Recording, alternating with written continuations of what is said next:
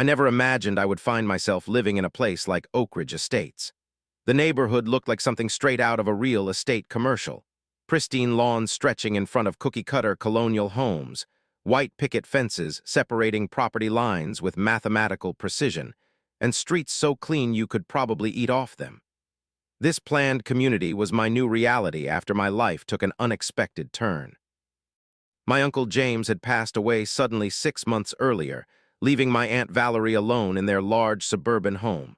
I had just graduated college and was between jobs when she called to ask if I wanted to move in while I figured out my next steps. It seemed like the perfect arrangement. She needed company, and I needed a place to stay. Besides, I had always been close to my aunt, who had treated me more like a daughter than a niece since I was young. The day we pulled into the driveway, something felt off.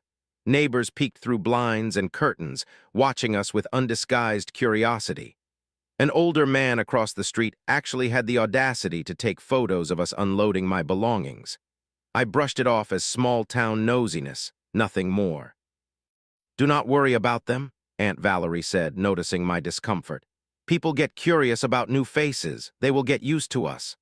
There was something in the way she said "us" that struck me, as if she already knew we were being categorized as outsiders. I should have paid more attention to that first warning sign. What I did not know then was that my aunt had a complicated past. After 30 years of service as a United States Marshal, she had recently taken early retirement following my uncle's death. She never spoke much about her work, and most people just knew her as James's quiet, dignified wife. That humility and privacy were just part of who she was. Even I only knew bits and pieces about her career in law enforcement. Our first official introduction to the infamous Homeowners Association came exactly 3 days after I moved in. The doorbell rang precisely at 9:00 a.m. on a Saturday. Aunt Valerie opened the door to find a woman standing there with a clipboard and a smile that did not reach her eyes. "Hello there, I am Karen Mitchell, president of the Oak Ridge Estates Homeowners Association." She extended a hand that Aunt Valerie shook politely. "I just wanted to welcome you officially to our community and drop off our neighborhood handbook. We take great pride in maintaining the highest standards here." She thrust a binder nearly 2 inches thick into my aunt's hands. I peered over her shoulder at the tome of rules and regulations that apparently governed our existence in this suburban paradise. "Thank you, Mrs. Mitchell. That is very kind of you," my aunt replied with practiced diplomacy. I could tell from the slight tightness around her eyes that she was already assessing this woman. It was a look I had seen before when she encountered people she did not quite trust. Karen's gaze drifted past us into the house, her eyes narrowing slightly at the moving boxes still stacked in the hallway. "I see you are still getting settled. Just a friendly reminder that our bylaws require all moving activities to be completed within 48 hours of arrival. Also, I could not help but notice your mailbox is about 3 inches lower than regulation height." I felt my jaw tighten. We had been here 3 days and she was already issuing citations. Aunt Valerie merely nodded. "We will be sure to address that. Thank you for bringing it to our attention." "Wonderful. We find that when everyone follows the rules, we all enjoy a more harmonious community." Karen's smile widened, revealing too many teeth. "Oh, and those petunias you have planted along the walkway. Unfortunately, they are not on our approved flora list. Section 3, paragraph 12 of the handbook lists all acceptable plantings. You will need to remove those by Monday." Before I could object, Aunt Valerie placed a gentle hand on my arm, silencing me. "We will review the handbook thoroughly, Mrs. Mitchell." "Please call me Karen. We are all like family here." She turned to leave but paused. "By the way, I do not believe I caught your names." "I am Valerie Reed. This is my niece, Jessica." Something flickered in Karen's eyes as she looked between us. "Reed, I thought the previous owners were the Millers." "James was my husband. I kept my maiden name. He passed away recently." "Oh," Karen's expression shifted to one of practiced sympathy. "My condolences. Well, we at Oak Ridge believe in upholding the legacy of our founding families. I am sure you understand the importance of maintaining the community image that James so valued." The implication was clear. We did not quite fit the community image. I felt a flash of anger, but Aunt Valerie remained unruffled. Thank you for your concern. We will do our best to honor the neighborhood standards. After Karen left, I exploded. Are you serious? She is already harassing us about mailbox height and flowers, and what was that comment about community image? Aunt Valerie set the handbook on the coffee table with a sigh. Some people need control to feel secure. We will follow the reasonable rules and handle the rest as it comes. That calm pragmatism was typical of my aunt. Years of dealing with actual criminals had given her perspective on petty tyrants like Karen. What I did not realize was that this was just the beginning of Karen's campaign against us. Over the next few weeks, the violations multiplied. Our garbage cans were placed 5 inches too close to the curb. The wind chime on our back porch exceeded the acceptable decibel level. The color of our welcome mat did not complement the neighborhood aesthetic. Each infraction came with a written notice, always delivered by Karen herself with that same plastic smile. The final straw came 1 month after we moved in. I woke up to find an official warning letter from the HOA taped to our front door. It cited multiple violations and threatened fines if they were not addressed within 72 hours. What made it worse was that some neighbors had gathered across the street, watching our house and whispering among themselves. That was when I realized that this perfect suburb was not so perfect after all. Behind its manicured lawns and coordinated mailboxes lurked a culture of surveillance and conformity. And according to Karen Mitchell, we were disrupting that carefully constructed facade simply by existing. The warning letter taped to our door marked a shift in Karen's strategy. What had started as passive-aggressive, friendly reminders transformed into a full-blown campaign of harassment. It became apparent that Karen was not merely enforcing HOA bylaws, she was waging a personal war against us. 3 days after the warning, a notice of fine appeared in our mailbox. The offense? Excessive vehicle presence in driveway. Translation: my friend had parked in our driveway for exactly 2 hours while we had lunch together. The fine was $75. The next day, another fine, $100 for unauthorized gathering, because 3 of my former classmates had stopped by to visit. This is ridiculous, I fumed, waving the notices in the air. She cannot just make up rules as she goes along. Aunt Valerie took the papers from my hand, examined them carefully, and added them to a growing file she kept in her desk drawer. "Document everything," she said simply. I noticed she had started recording dates, times, and details of every interaction with Karen, as well as taking photos of our property daily. It was the methodical approach of someone accustomed to building a case. Karen grew bolder, often standing across the street with her phone raised, photographing our house. "Evidence collection," she told another neighbor loudly enough for us to hear. One afternoon, I caught her measuring the height of our grass with an actual ruler. When she saw me watching, she smiled that plastic smile and called out, "Just making sure everyone stays in compliance. Section 5, paragraph 3, lawns must not exceed 2.25 inches in height." My aunt watched this performance from the window, her face impassive. She tapped something into her phone without comment. I later discovered she was recording everything: Karen's trespassing, her measurements, her comments. The Marshal in her never truly retired.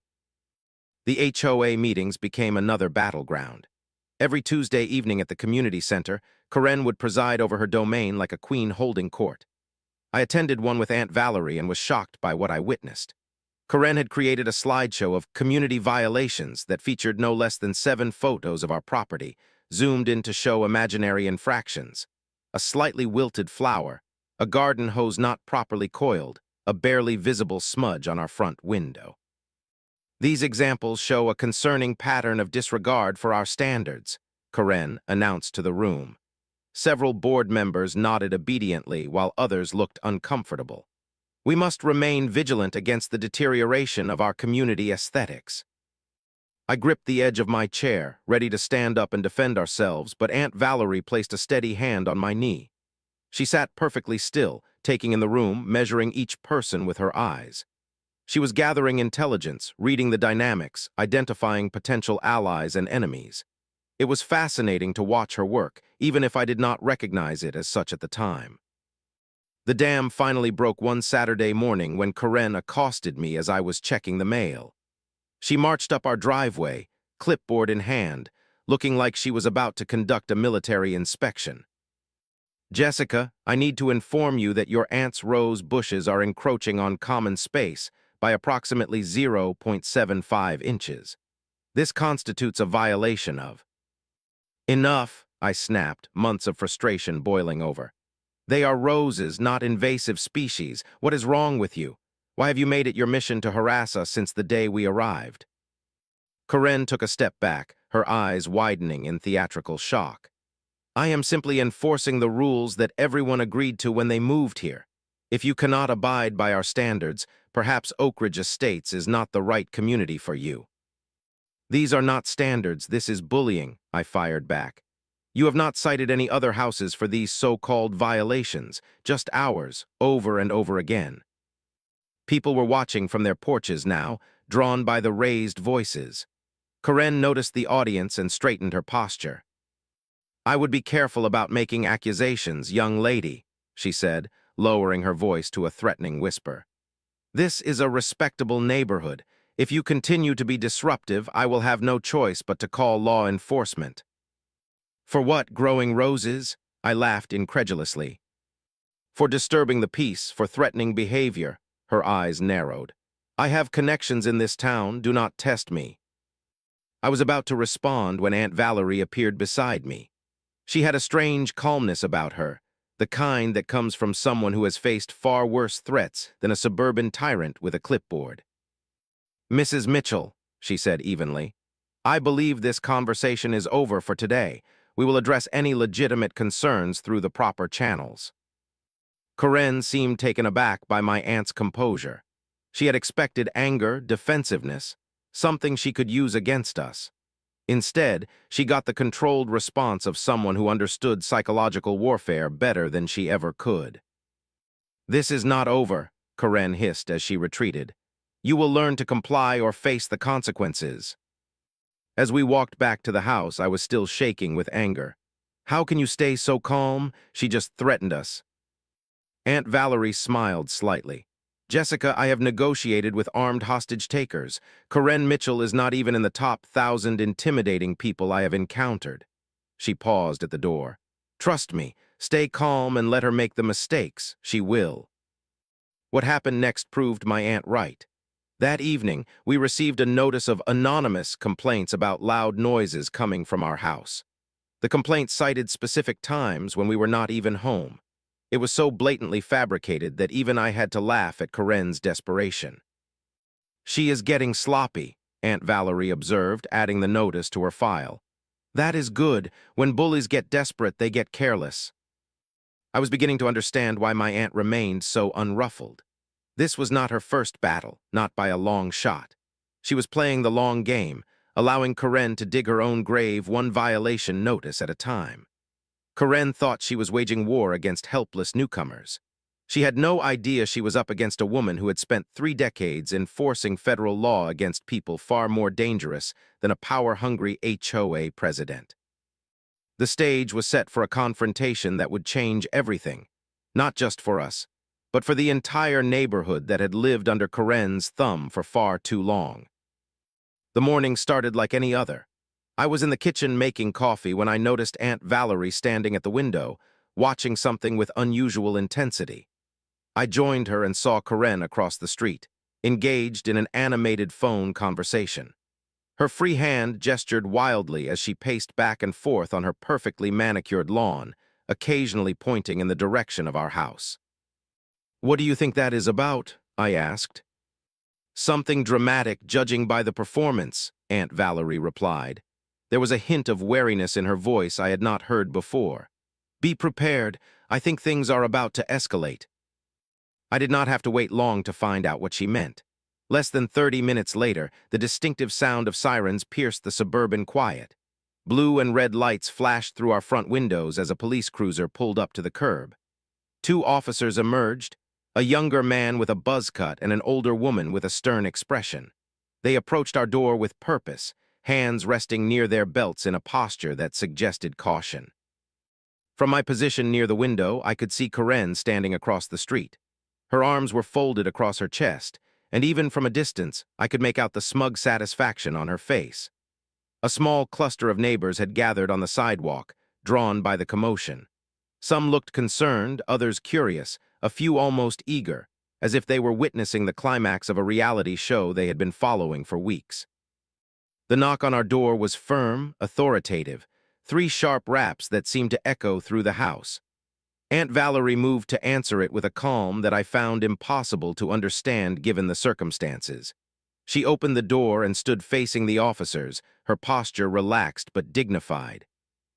"Good morning, officers. How can I help you?" Her voice revealed nothing of the tension I felt crackling in the air. The male officer stepped forward. "Ma'am, we received a report of threatening behavior and possible harassment from a resident in the neighborhood. Are you Valerie Reed?" "I am." "We need to speak with you about some serious allegations that have been made." I moved closer to the door, my heart pounding. The female officer noticed me and her hand shifted slightly toward her weapon, a subtle movement, but one that sent a chill through me. What exactly had Karen told them? "May we come inside, Ms. Reed?" the male officer asked, his tone making it clear this was not really a request. "That will not be necessary, officer," Aunt Valerie replied. Then, with deliberate slowness, she reached into her back pocket. The officers tensed visibly until they saw what she was retrieving, a black leather wallet. She flipped it open to reveal a badge and identification card. "United States Marshal Valerie Reed, currently on extended leave. I believe there has been a misunderstanding." The transformation was immediate and remarkable. Both officers straightened, their expressions shifting from authority to something approaching deference. The male officer glanced at his partner, clearly uncertain how to proceed. "Marshal Reed," the female officer spoke, her tone completely changed. "I apologize for the confusion. We received a call from a Karen Mitchell claiming you had threatened her life and were intimidating residents." Aunt Valerie nodded, unsurprised. "Officers, I have been documenting a pattern of harassment from Mrs. Mitchell for the past 2 months. If you have a moment, I would be happy to show you my records." The officers exchanged another look, then nodded. From across the street, I could see Karen's triumphant expression morphing into confusion. This was clearly not how she had expected this scenario to play out. Aunt Valerie invited the officers into our living room, where she retrieved a thick manila folder from her desk drawer. Inside was a meticulously organized collection of evidence, dated photographs, recorded incidents, copies of every violation notice and fine, even timestamps of Karen's unauthorized entries onto our property. There were printed screenshots from our security camera showing Karen measuring our grass, photographing our house, and once even attempting to peek through our windows. "As you can see," my aunt explained in the measured tones of someone giving court testimony, "Mrs. Mitchell has engaged in a systematic campaign of harassment since we moved in. I believe her call to you today was a retaliatory action after I informed her yesterday that I would be filing a formal complaint with the County Housing Authority." The male officer flipped through the documentation, visibly impressed by its thoroughness. "This is extensive, Marshal Reed. 30 years of federal service teaches you the importance of proper documentation," she replied simply. The female officer, who had introduced herself as Officer Ramirez, closed the folder with a sigh. "I apologize for the disturbance today. It appears this situation has been misrepresented to us." "It is not your fault," Aunt Valerie assured her. "You were responding to what you believed was a legitimate complaint." Officer Ramirez hesitated, then asked, "Would you like to file a police report regarding this harassment? Given the evidence you have collected, there could be grounds for charges of false reporting, misuse of emergency services, and possibly stalking." I held my breath, waiting for my aunt's response. This was the moment we could truly strike back at Karen, use the system against her the way she had tried to use it against us. But Aunt Valerie surprised me.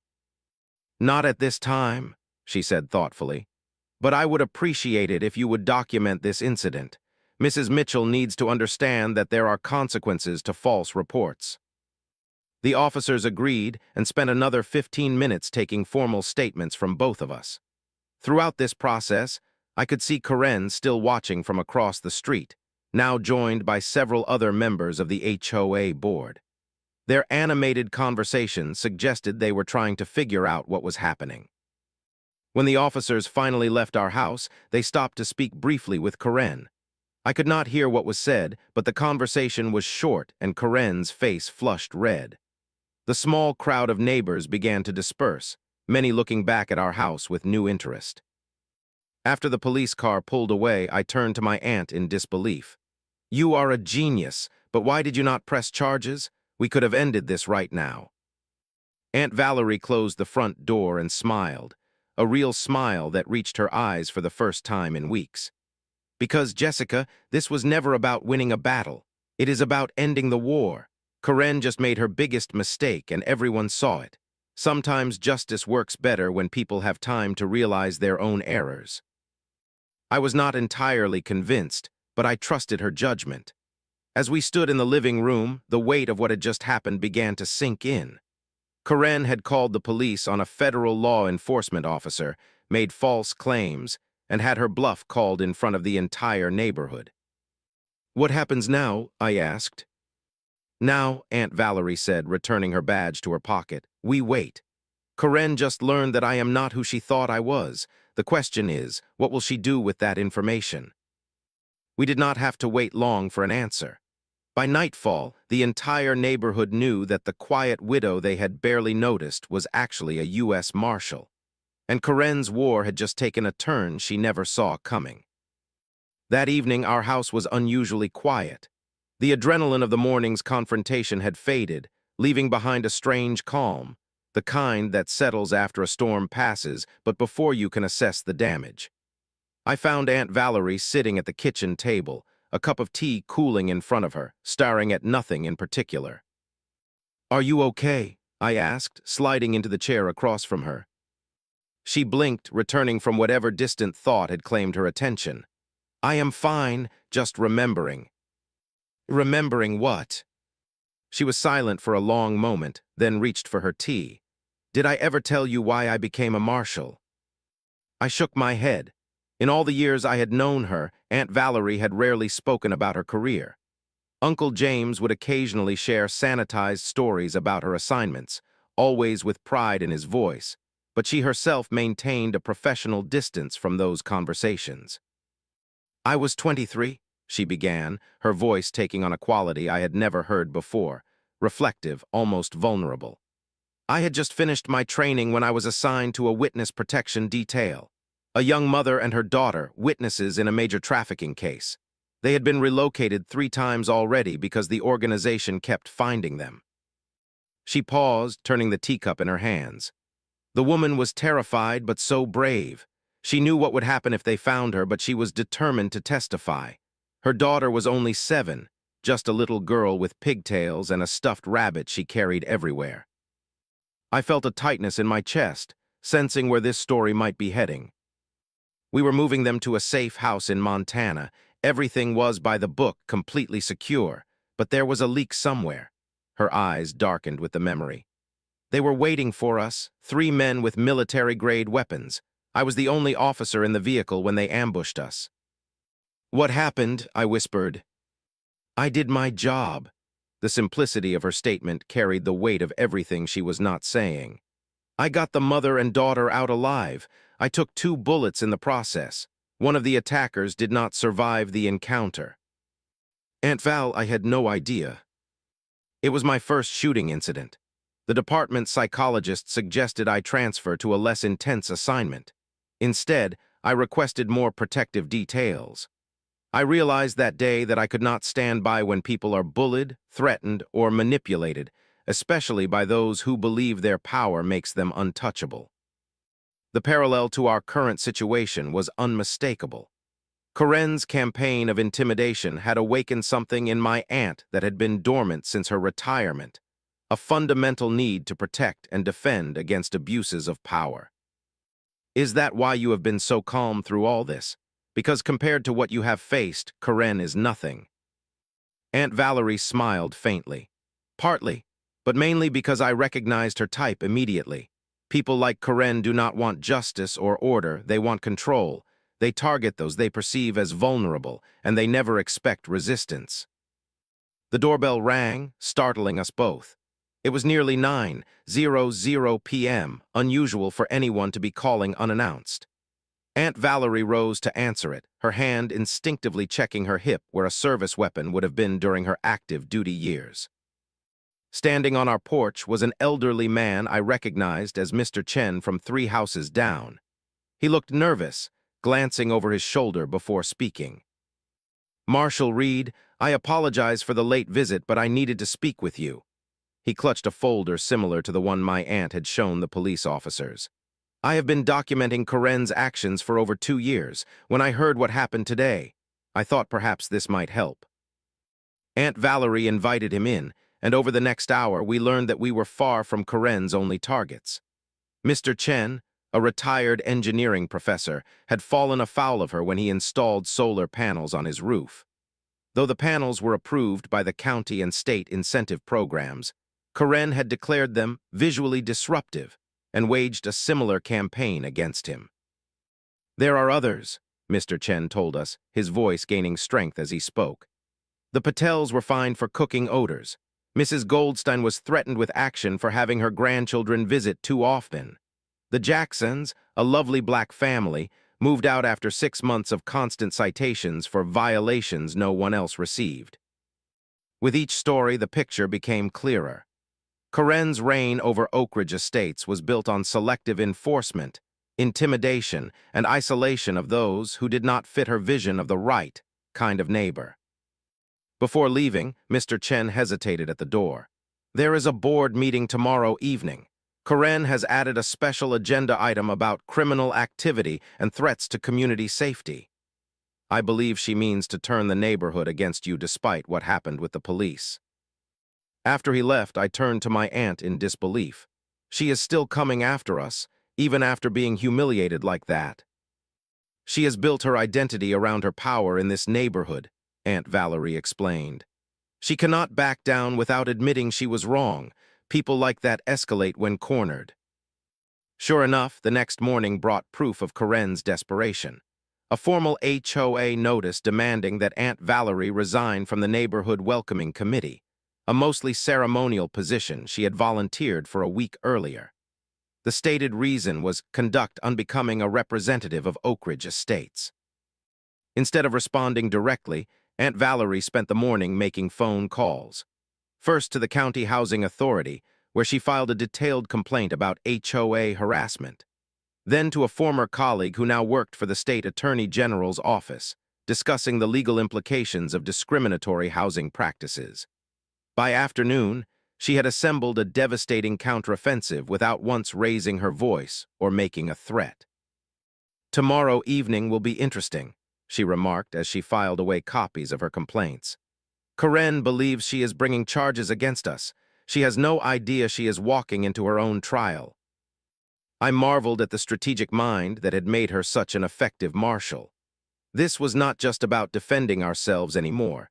It was about protecting an entire community from a petty tyrant who had gone unchallenged for too long. That night, more neighbors came forward. The Millers from the corner house brought cookies and stories of their own struggles with Karen. The young couple from across the park shared recordings of Karen berating them for their choice of curtains.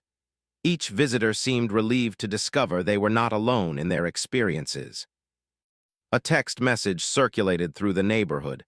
"Board meeting tomorrow, everyone should attend. Important revelations expected."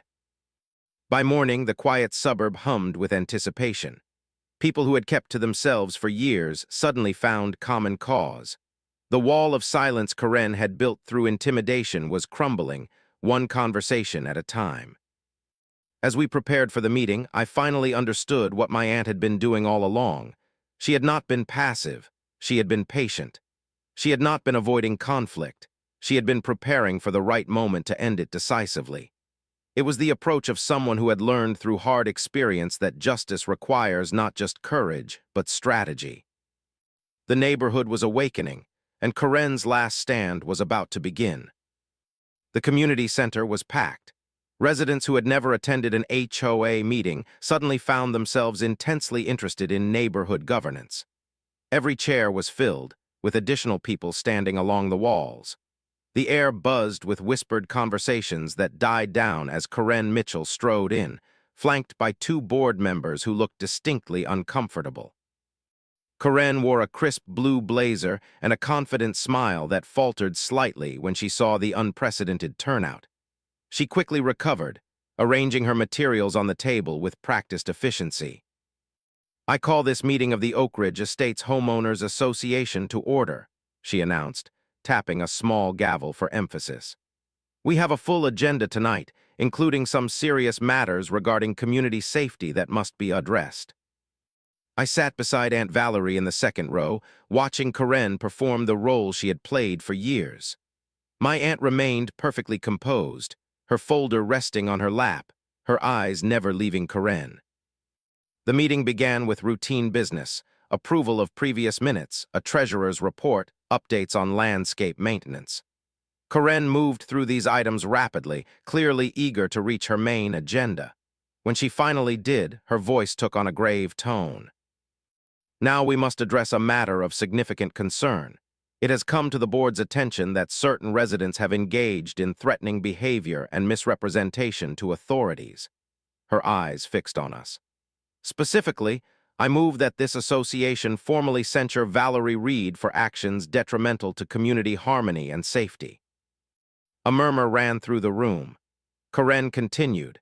"Yesterday, Ms. Reed involved the police in a neighborhood dispute, exposing us all to unnecessary scrutiny and potential liability. Furthermore, she has repeatedly refused to comply with association regulations despite numerous notices." I felt my face growing hot with anger, but Aunt Valerie placed a calming hand on my arm. "Before we vote on this motion," Karen concluded, "does anyone wish to speak on this matter?"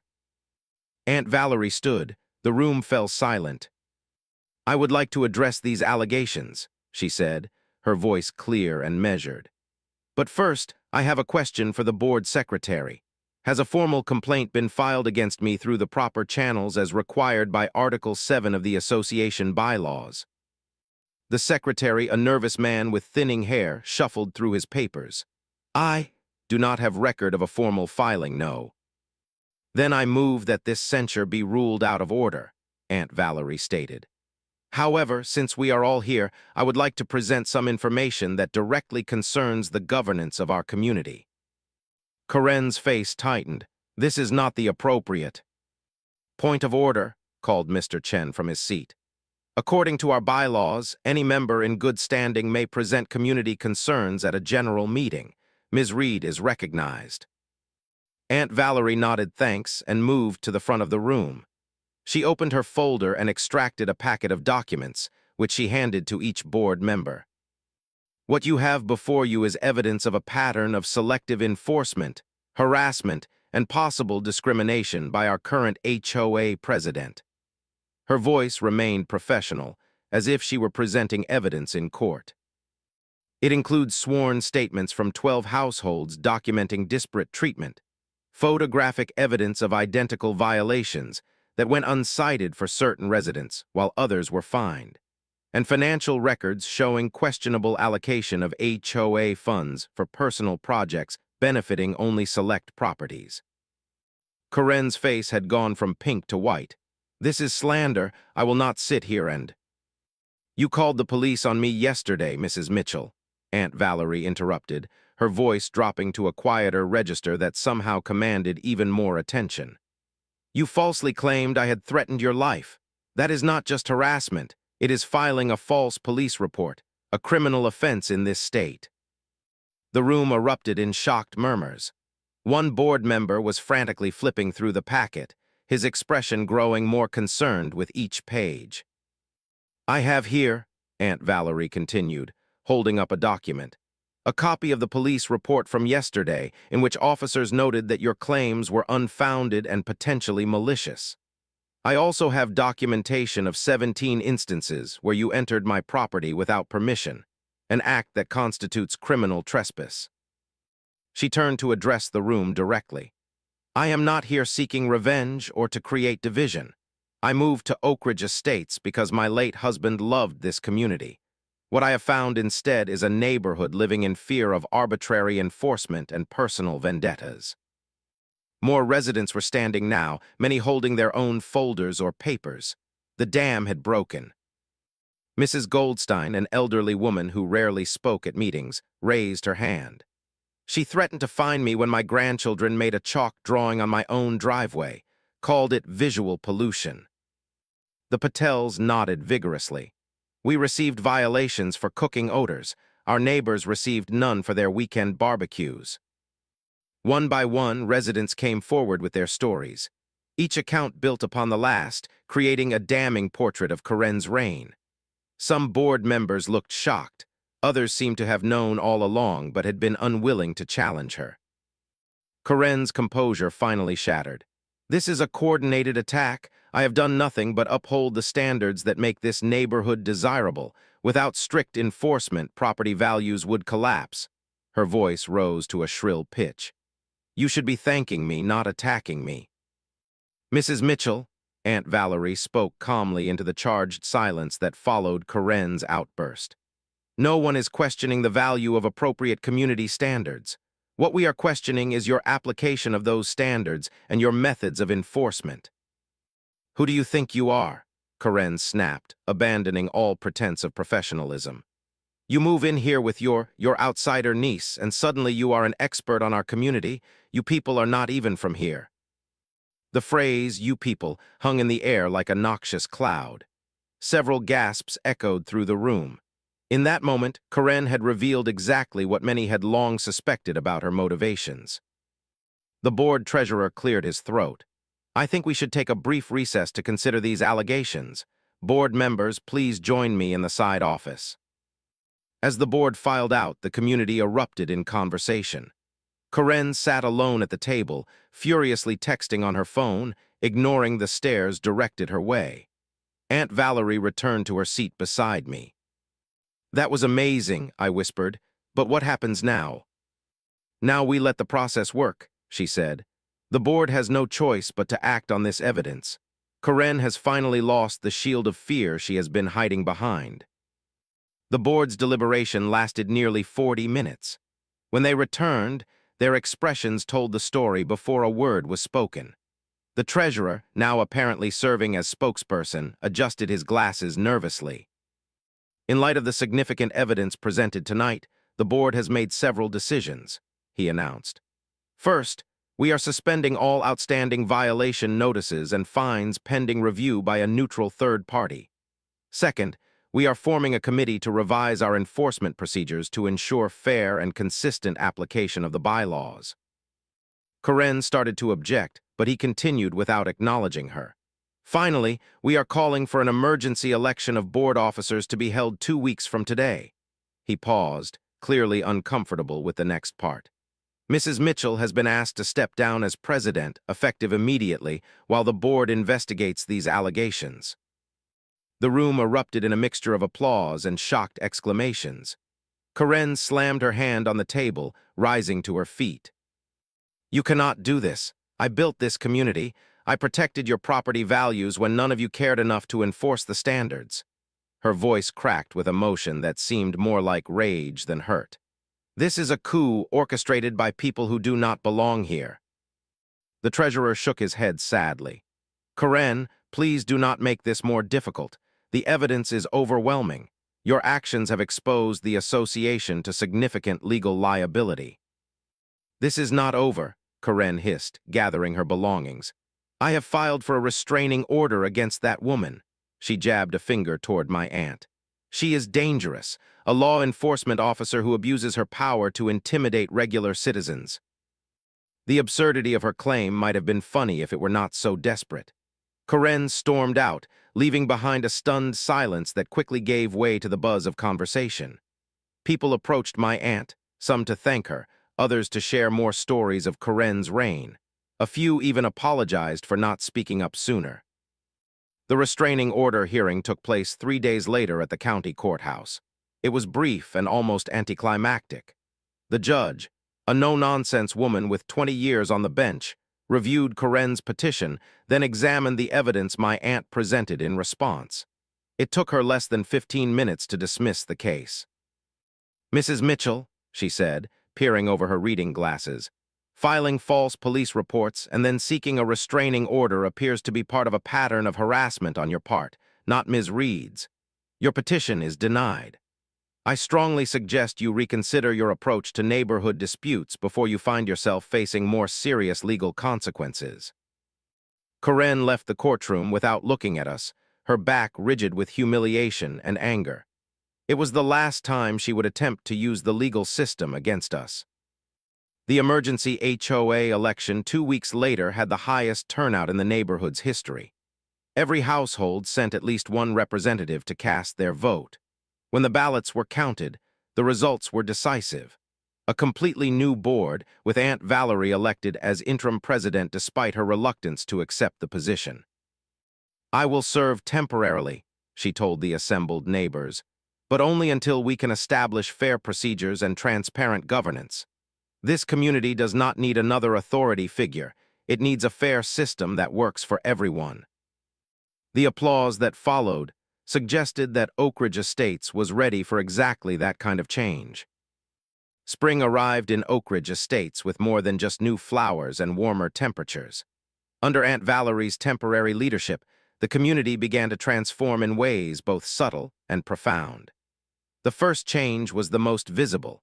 The enormous binder of HOA rules was replaced with a streamlined document a mere 20 pages long. "Rules should protect, not punish," Aunt Valerie explained at the meeting where the new guidelines were unveiled. "We can maintain our standards without micromanaging our neighbors' lives." Gone were the arbitrary restrictions on flower types and mailbox heights. Gone were the excessive fines and surprise inspections. In their place was a system built on communication and common sense.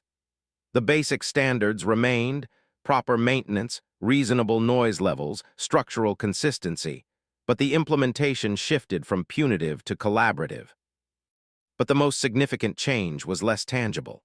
Where once neighbors had hurried from car to house with minimal interaction, now they lingered to chat. Where closed doors and drawn curtains had been the norm, now open garages and front porch gatherings became common sights.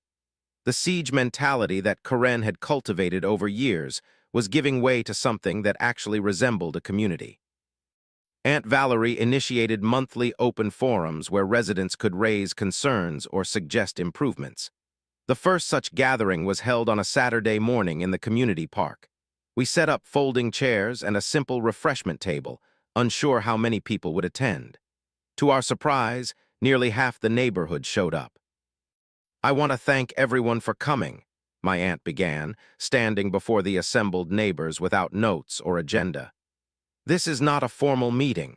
There are no minutes being recorded, no decisions being made. This is simply an opportunity for us to speak honestly about what kind of community we want to build together." What followed was remarkable. People who had lived side by side for years without really knowing each other began to share their experiences, their frustrations, and their hopes. Mr. Chen talked about feeling unwelcome because of his accent. The Patels explained how isolating it had been to receive complaints about the aroma of their cooking. Mrs. Goldstein tearfully described how Karen had limited her grandchildren's visits by strictly enforcing guest parking restrictions. "She told me that children lower property values by creating an unstable visual environment," Mrs. Goldstein recounted, her hands trembling with the memory. "My husband built this house 40 years ago. We raised our children here, and suddenly I was being told that my grandchildren were not welcome." Other stories followed, each more revealing than the last. The Jacksons, who had moved out 6 months earlier, returned for the forum specifically to share their experience as the neighborhood's only black family at the time. "It started with warnings about our basketball hoop," Mr. Jackson explained. "Then complaints about our son's friends visiting, then weekly inspections of our lawn that no one else received. We got the message loud and clear: we were not wanted here." The collective shame was palpable. Many residents admitted they had seen the unfair treatment, but had been too afraid of becoming targets themselves to speak up. Others confessed they had simply not paid attention, assuming the rules were being applied equally to everyone. "We cannot change the past," Aunt Valerie acknowledged when everyone had spoken. "But we can learn from it. No community can thrive when fear is the primary emotion holding it together. From that first forum came concrete changes. The Jacksons were formally invited to return, with the HOA offering to cover their moving expenses as a gesture of reconciliation. A neighborhood celebration was planned to honor the diverse cultural backgrounds represented in our community. Most significantly, a review committee was established to examine every fine and citation issued during Karen's tenure, with adjustments and refunds provided where appropriate. I found myself drawn into the process despite my initial reluctance. After months of feeling like an outsider, I was suddenly involved in planning events, mediating discussions, and helping neighbors connect with resources. The transformation in the community was mirrored by changes in me as well.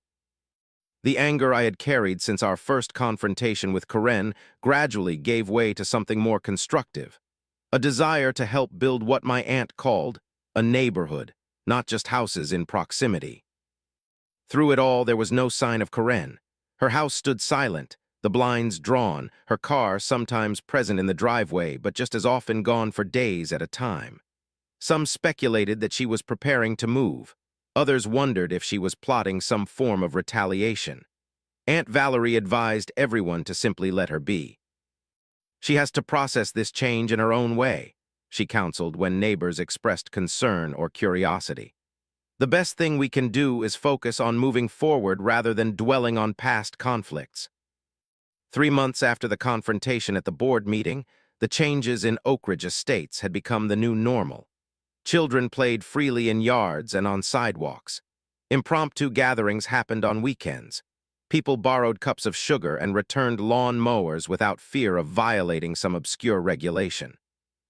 The pinnacle of this transformation came on the 4th of July, when the neighborhood held its first-ever block party. Streets were closed to traffic, tables laden with potluck contributions stretched along the sidewalks, and music from multiple cultural traditions filled the air. People who had once been afraid to put up wind chimes now danced together in the street. I stood with Aunt Valerie at the edge of the celebration, watching children playing tag while their parents chatted on lawn chairs nearby. The contrast with the tense, silent neighborhood we had moved into could not have been more striking. "Did you ever imagine it could change this much?" I asked her. She smiled, that rare full smile that transformed her serious face. "Communities are like people, Jessica. They can change when they decide what they truly value. These people never wanted to live in fear, they just did not know how to break the cycle." "All it took was one person standing up to Karen," I observed. "No," she corrected gently. "It took everyone eventually standing together. I just happened to have the training and experience to go first." As the party continued into early evening, Aunt Valerie quietly excused herself from conversations and made her way back to our house. I followed, curious. "Is everything okay?" I asked as we reached our front porch. "Everything is fine," she assured me. "I just wanted to prepare something. The board meets tomorrow, and I intend to resign as president." I stared at her in disbelief. "What? Why? Everyone loves what you have done." "Exactly," she said, sitting on the porch swing that had once been cited as a violation. "The work that needed to be done is complete. The systems are in place. The community has found its voice. My job now is to step back and let them continue the journey themselves." I understood then what I had not fully grasped before. My aunt had never wanted power or control. She had simply wanted justice, not just for us, but for everyone who had been silenced and isolated by fear. Now that the community had reclaimed its identity, her mission was complete. The next day's board meeting was brief and emotional. Aunt Valerie formally resigned her position, nominating Mr. Chen and Mrs. Patel as co-chairs to lead the association forward. The board accepted her decision with reluctance but respect, and the neighborhood entered its next chapter, one defined not by rigid rules, but by mutual respect and genuine connection. As we walked home from the meeting, the evening air was filled with the sounds of children playing, music drifting from open windows, and neighbors calling greetings to each other. Oak Ridge Estates had awakened from its long slumber of fear, and though its transformation had begun with confrontation, it would continue through cooperation. Are you sure you will not miss being in charge? I teased as we reached our driveway. Aunt Valerie laughed, a sound I heard more frequently these days. Jessica, I spent 30 years enforcing rules and protecting people. The greatest gift is seeing a community that can protect itself through compassion rather than control. As we reached our front door, I realized that somewhere along the way, this house had truly become our home. Not because it complied with HOA standards or matched some artificial definition of belonging, but because we had fought for our place here, and in doing so, had helped others reclaim theirs as well. The moving trucks arrived before dawn. In the dim glow of street lights, workers efficiently loaded furniture and boxes from Karen's house into the waiting vehicles. By the time sunlight crept over the rooftops, the process was nearly complete, an operation executed with almost military precision to minimize witnesses. I noticed the activity while making my morning coffee and called to Aunt Valerie, who joined me at the kitchen window. We watched in silence as Karen directed the movers with sharp gestures, her face set in grim determination. There were no neighbors helping, no farewell gathering, not even casual observers beyond us. It was as if the community had collectively decided to grant her a private exit rather than a public spectacle. "So she is really leaving," I said, feeling a complex mixture of emotions. Relief, satisfaction, but also an unexpected touch of sadness for a woman so isolated by her own actions. Aunt Valerie nodded. "I heard she bought a condo in a managed building across town. No HOA, just a property management company that handles everything." "Ironic," I remarked.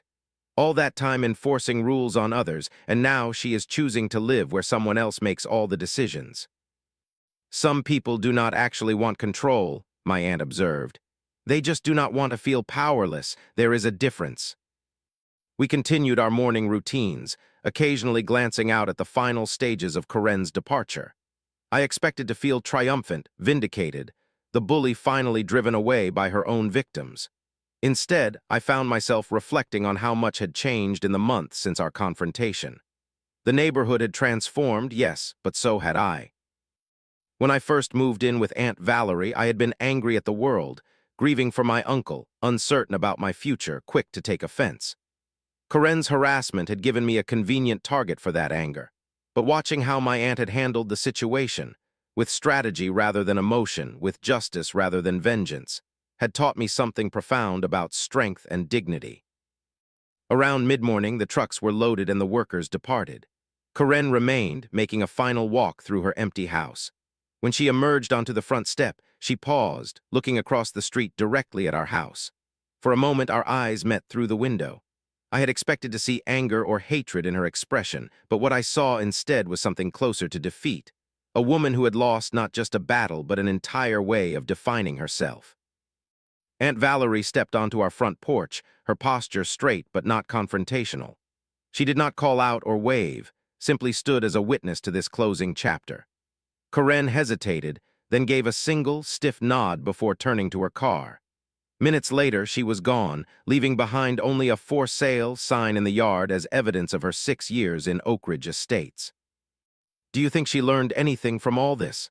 I asked as we sat on the porch swing later that afternoon. "People rarely learn what we want them to learn," Aunt Valerie replied thoughtfully. "But they usually learn what they need to, given enough time and consequences." Life in the neighborhood continued its new rhythm. The house where Karen had once ruled remained empty for several weeks before a young couple with twin toddlers purchased it. The day they moved in, neighbors appeared with welcome baskets, offers of babysitting, and invitations to the next community dinner. The legacy of fear had been thoroughly replaced by one of connection. 2 months after Karen's departure, the community organized a celebration in the park officially to mark the first anniversary of the revised HOA charter, but unofficially recognized as a recognition of the changes we had all experienced. Tables loaded with potluck dishes stretched under the trees, children ran through sprinklers in the summer heat, and conversations flowed easily among people who had once avoided eye contact. During a lull in the festivities, Mr. Chen tapped a glass for attention and called my aunt to the center of the gathering. "We want to thank Valerie Reed," he announced to the assembled neighbors. Not just for what she did in standing up too well, we all know that story. Laughter rippled through the crowd. But for showing us that a community is not defined by its rules, but by how it treats its members. He presented her with a simple plaque that read, "For reminding us that justice and compassion are not opposite values, but essential partners." Aunt Valerie accepted the recognition with characteristic grace, deflecting praise to others who had contributed to the neighborhood's transformation. But I could see in her eyes how much the gesture meant to her, not because she craved recognition, but because it represented healing that extended far beyond our personal victory. As the celebration wound down and the summer evening stretched golden across the lawns, Aunt Valerie and I walked home slowly, savoring the warm air and the sounds of contentment that filled the neighborhood. "I have been thinking," she said as we reached our driveway. "Perhaps it is time for me to consider what comes next." "What do you mean?" "I retired because I thought I was finished with public service, but these past months have reminded me that there are many ways to serve." Her eyes held a spark I had not seen since before Uncle James died.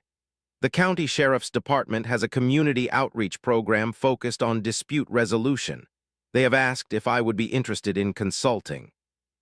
I smiled, recognizing the restless energy of someone who had found her purpose again.